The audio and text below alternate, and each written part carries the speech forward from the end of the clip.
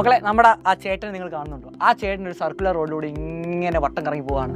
ആ ചേട്ടൻ പോകുന്ന സ്പീഡ് തന്നിട്ടുണ്ട് 18 km/h ആണ്. ഞാൻ അന്നേരം പറഞ്ഞാണ് അത്ര സ്പീഡിൽ പോകില്ലെന്ന്. ക്വസ്റ്റ്യൻ ചോദിച്ചിരിക്കുന്നത് ആ ചേട്ടൻ ആ ട്രെയിൻ തിരിയാൻ നേരത്ത് തെന്നി പോകില്ലെന്നാണ് ചോദിച്ചിരിക്കുന്നത്, സ്ലിപ്പ് ചെയ്യില്ലെന്നാണ്. അപ്പോൾ നമുക്കറിയാം ഒരു സർക്കുലർ റോഡിലൂടെ പോകുന്ന മാക്സിമം സ്പീഡ് എന്ന് പറയുന്നത് എത്ര ആയിരിക്കും?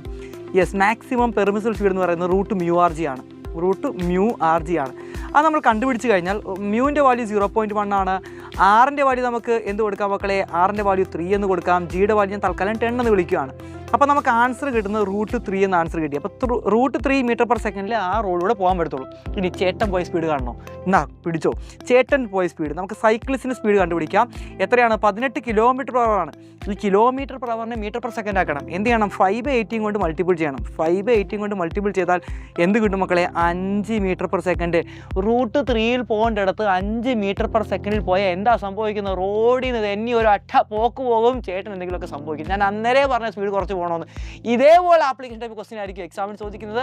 അത് ക്രാക്ക് ചെയ്യാൻ ഇന്ന് രാത്രി 7 മണിക്ക് ലൈവിൽ വരിക. നമുക്ക് സൂപ്പറായിട്ട് പഠിക്കാം, തകർത്ത് പഠിക്കാം മക്കളെ.